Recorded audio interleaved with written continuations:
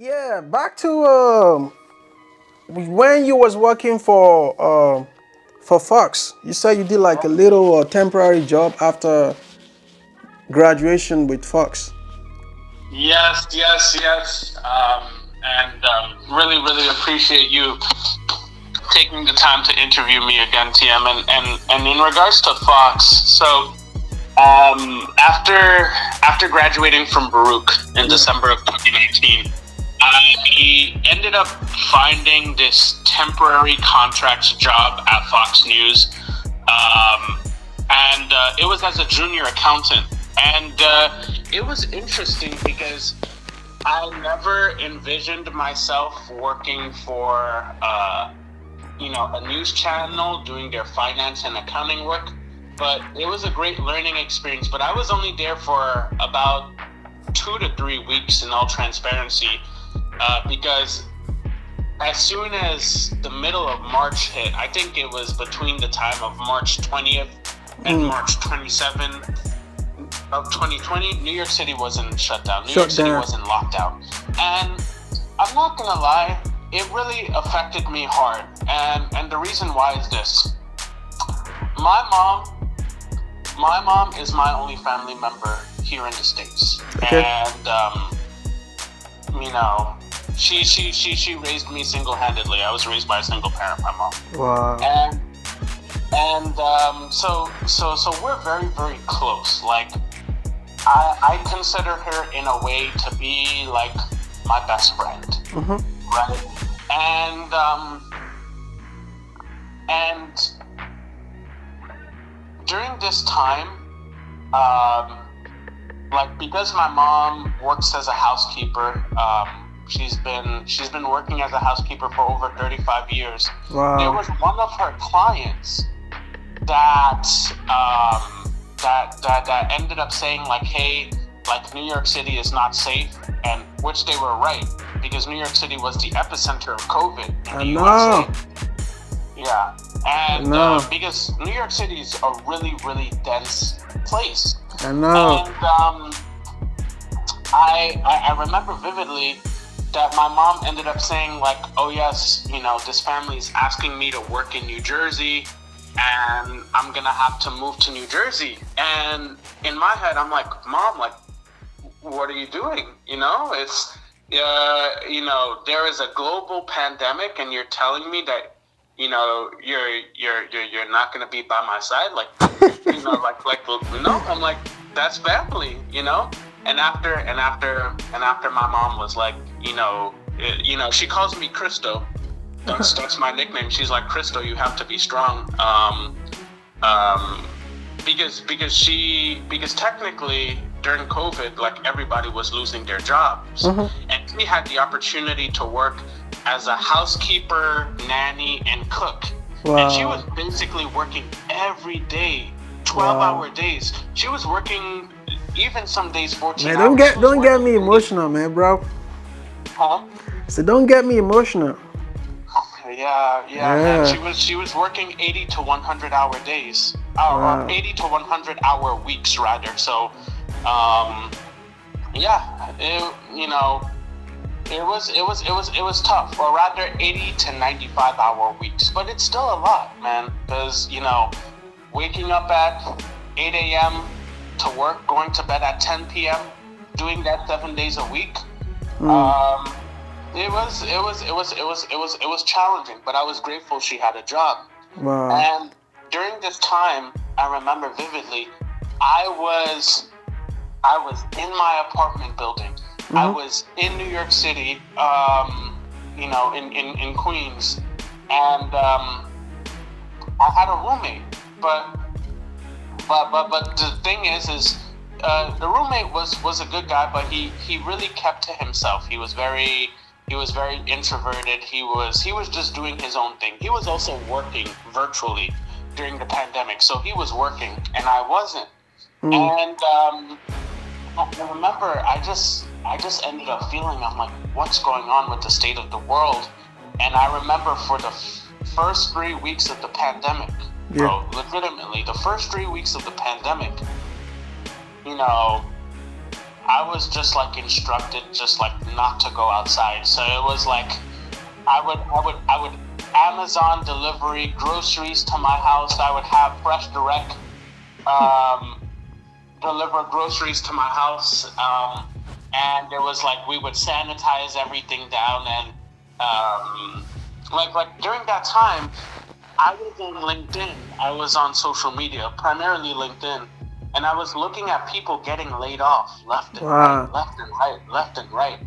And I even saw some of my friends and people that I knew from college who Yeah. ended up working so hard for an offer, like for a job offer, and they got their internship or their full-time offer rescinded. And Wow. I was like, damn. It really hit me. It got me emotional because I'm like, wow, See, these are as a matter of people's fact, livelihood. with what you Huh? say, because I have one of my friends too. He got a job with the Baker Hughes. I don't know if you know Baker Hughes. They're one of the top oil company because we did geology together at your college, right? He got a job offer of $150,000, with Wow. Baker Hughes. He was about to go for the second training. He passed his first interview. They started training the first phase. The second phase, they gave him a break to go see his family before, they head out to like the offshore, facility that they have, I think in Louisiana or something. And COVID happened. They email him back like, oh, due to what is going on, that they won't be able to continue with, He was like, when he called me, I was like, wow, really? Damn. Really? Yeah. Because I was expecting, maybe if he gets the job, he could serve as my own inner link so that, okay, when I, probably want to change my own job, he could just help me to put in some word in or just to give me some information about the job openings at their company too. But COVID just killed everything, man. So back to your story. You said some of your friends they got laid off and it was, ordering Yeah. Yeah. This is the thing. It was hard, bro. And also another thing too. One thing that I was concerned about too. I was concerned about the safety of my job, right? Because, at this time simultaneously, like, Were you still working at home? You working remotely, right? no. I'm not working remotely now. I'm working in the office. I'm working hybrid. Oh, I go hybrid. in. Okay. Yeah. I go in a couple of times a week, but when How was the commute like for you? right now No, back then. this is the thing. The thing is back then when I started to work, I was working strictly virtual. Oh, virtual. Okay. I was working virtual maybe for at least 9 to 10 months. I Okay. would say roughly. Yeah. But when it was 2020 and when I was looking at just like the state of the world and everything going on, like I personally wasn't watching the news at the time, but like I was still hearing about all of the devastating things happening. But for me, I'm not gonna lie, TM. I was starting to get depressed. I'm like, wow, like, because like everybody tends to have a different mindset as to what is going on and things of that nature, and it's like you cannot internalize everything that's going on at the same time, or else like it could put you in a really rough spot. And but I saw my friends and I saw random people on LinkedIn, getting laid off. And I said to myself, you know what? Like, this is concerning because for me, Boeing is an aviation company #1. And Boeing had a really hard hit because the aviation industry was like it went to a screeching halt. People weren't traveling Yeah, at all. they shut the airport down, JFK, bro. Exactly. They shut it Exactly. down, which has never Yeah. happened before. Yeah, and the thing is I would say really people didn't start to begin traveling until I would say December of 2020, right? Yeah. And yeah, because it was like even the companies who wanted to travel and send their employees to other places in the world, a lot of people pushed back and they were like, no, people Yeah. are dying, people are getting really sick. Like it was a threat to individuals' families, and they're like, no, no, no, we're not gonna do that.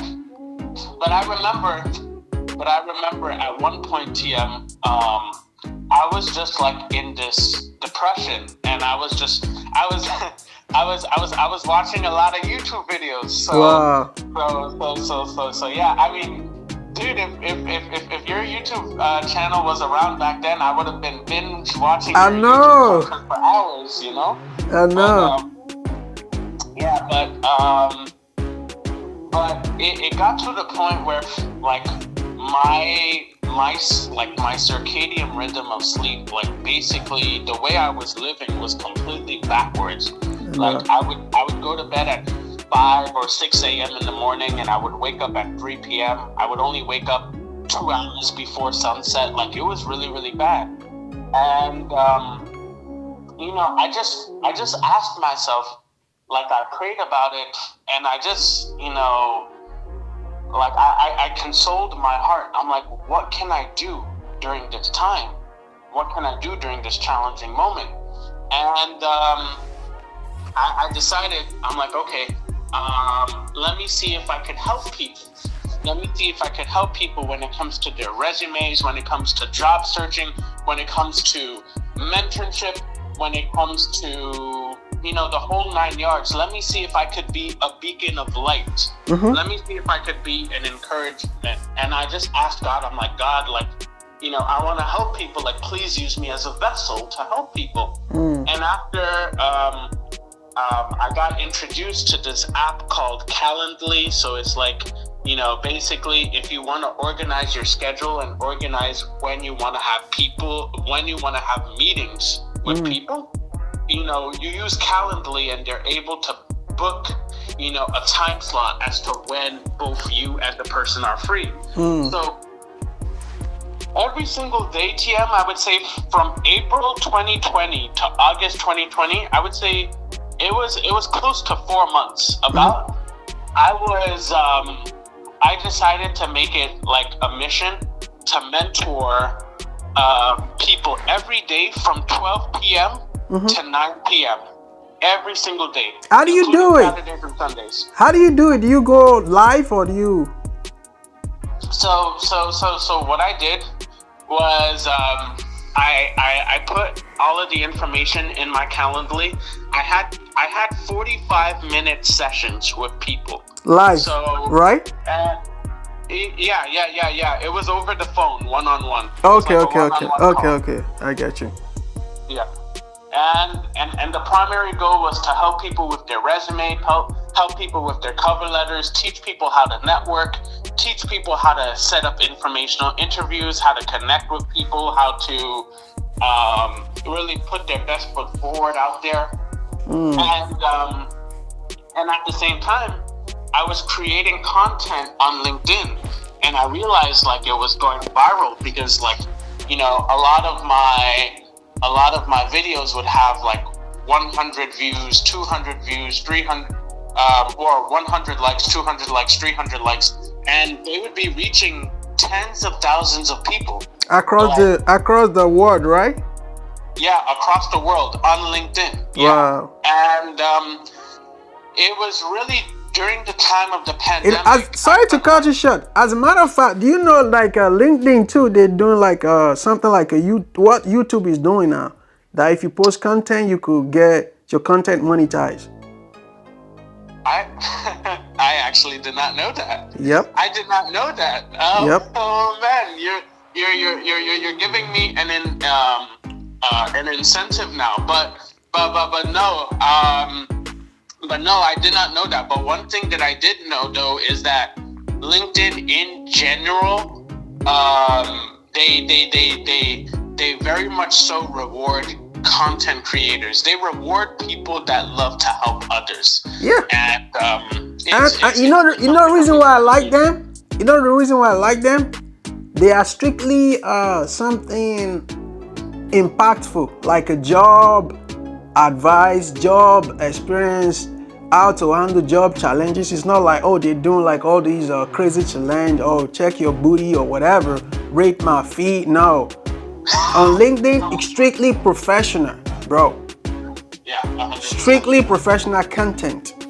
Yeah, exactly.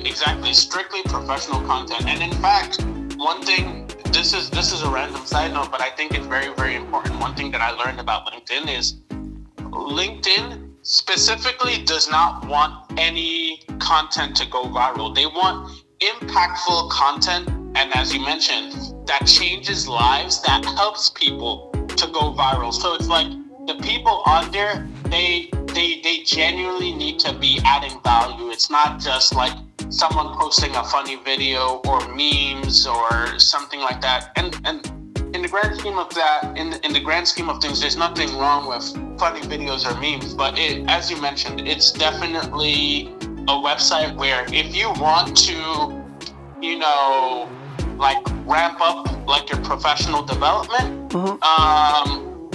that is the place to go to. And I'm gonna tell a lot of people this, right? And I feel like I'm plugging LinkedIn here, but I feel like it's so important. And I recently put my stepbrother onto LinkedIn, and he's 10 years older than me. He's 36.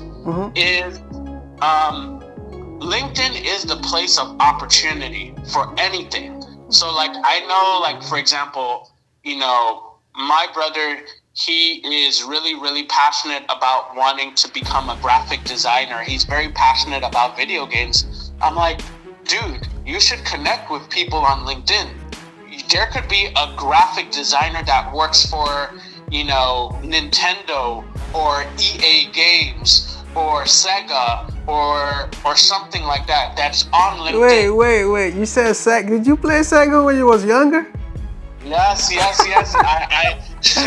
said Sega. I'm like, God damn. A fun fact about me, a lot of people don't know this. I used to play a game called and bro, I'm telling you, we could talk about this for hours. Like we could go man, that's a good old time memory. Yeah. Yeah. But I was actually a game moderator of a very famous game at one point called PSOBB, Fantasy Star Online Bloopers. Wow. Yeah, and there's actually a very, very famous modified rendition of the game called PSO2, like the number 2. It's like the second edition. Yeah. But yes, if you really want to do something, like in regards to your career, because your career is a big part of your life. It's something that invokes like a lot of passion, right? It's a big part of your life. You wanna, in general, and I feel like a lot of people are being put onto this trend, you wanna do things that you're passionate about. You really do. And LinkedIn so let me ask you this before you go ahead. Talking about passion, right? So how passionate can somebody be? You know how people say, okay, you have to be delusional for you to achieve your dream. You understand? So talking about passion, how passionate can you be? Because most of the time, when you're so passionate about things, people just don't give you that credit. They're like, oh, it's crazy. Yeah, this is the thing. This is the thing. People don't get it. And honestly, I'm actually really happy that you brought this topic up, TM, because I was literally thinking about it, and I've been hearing so many mixed reviews on it, and I feel like this is why it's so important to guard your dreams with your heart. Because this is the thing. A lot of people may call you quote unquote delusional for having very big dreams. Yep. Right? And the the thing is this: is passion is very, very important because it allows you to bring this certain level of energy, this certain level of enthusiasm, Yeah. this certain level of excitement into everything that you do. Man, with what you And said, bro, you know who you reminds me of? true. Tom Brady.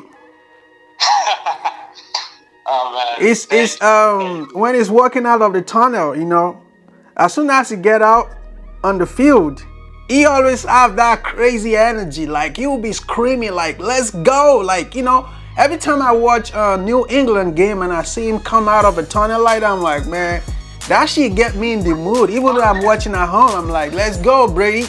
Let's go!" You know? And this is the thing. Respectfully as well. I would say when people tend to say, and of course, I'm not going to knock other people's opinions, right? But whenever you call someone delusional because they have a big dream and you don't, you are projecting your insecurities and your life challenges on that person. Wow. Because that person is not you. Number one. And number two, this is something that a lot of people may not understand. The mind is so powerful. Everything that was built from a pickup truck to a staircase to a bridge all started off in the mind. It takes imagination. So if you're going to say, oh, imagination is Delusional? delusional, I feel sorry for you, genuinely. It's because this is the thing. When you take the time to imagine your dreams coming true, imagine the steps that you're going to take. And after, the most important thing, TM, is feel what it would feel like to actually have that dream come true and take actionable steps consistently, because consistent steps, it compounds. It's like a staircase. It's not just like one square here and one square like next to the other square. No, you're stacking the squares up. It goes higher and higher and higher. Yeah. And when you take the time to really visualize what you see for yourself, write it down, things of that nature. The mind is powerful. God is powerful. Life, the universe is powerful. And this is the thing. When people say like, oh, the next time someone says like, oh, you're quote unquote.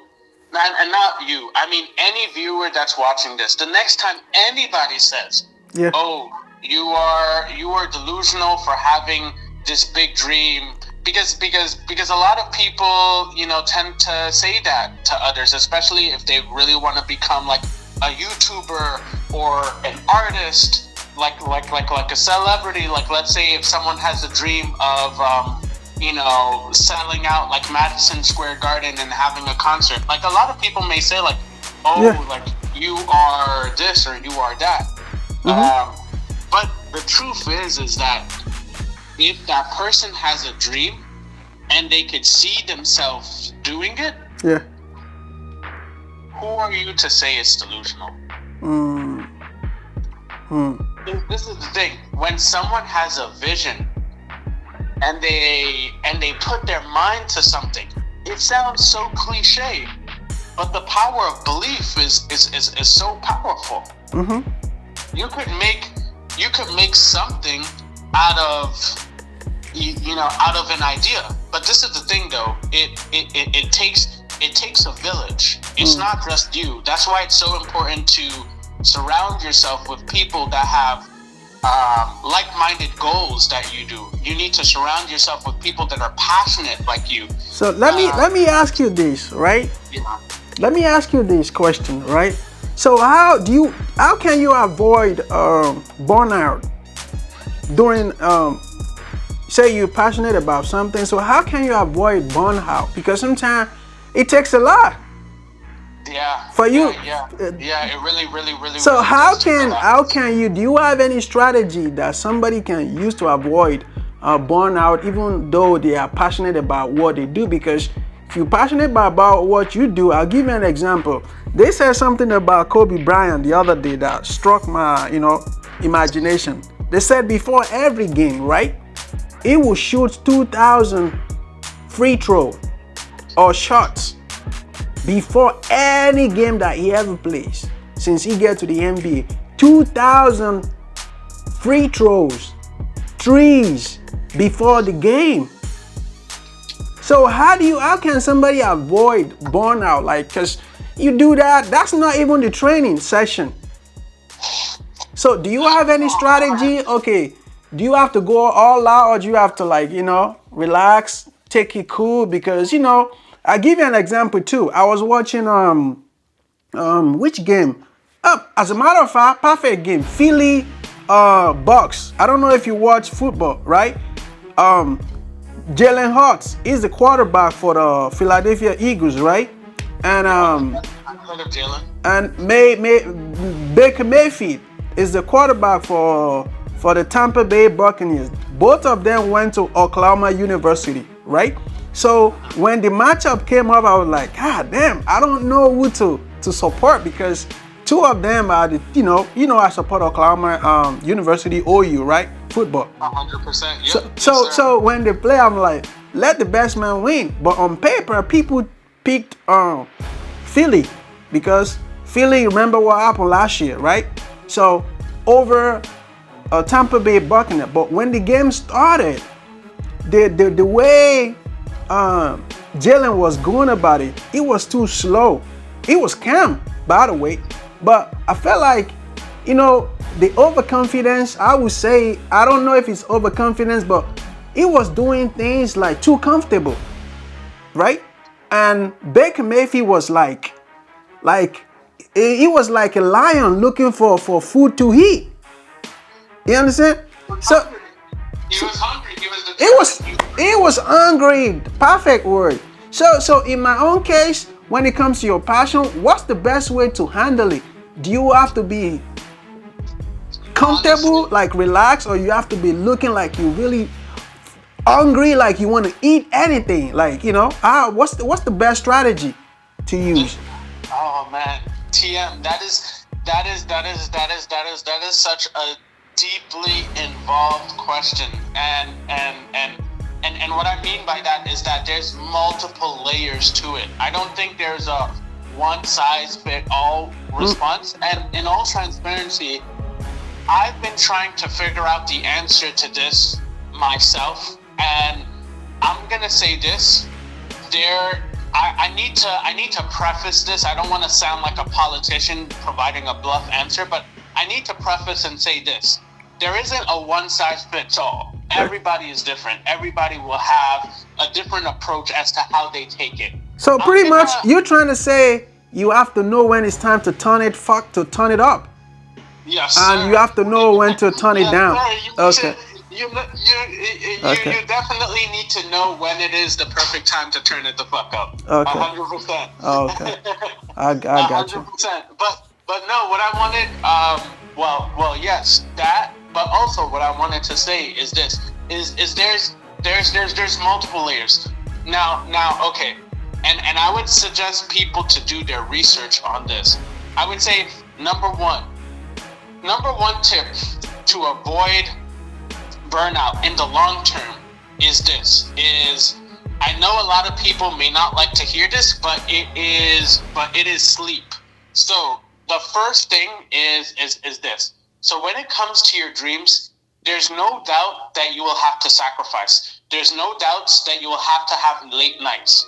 That is normal. That is a given when it comes to dreams. There's gonna be nights, unfortunately, where well, it's not unfortunately, it's fortunately and unfortunately, you're gonna be up until 2, 3, 4 a.m. making that dream come true.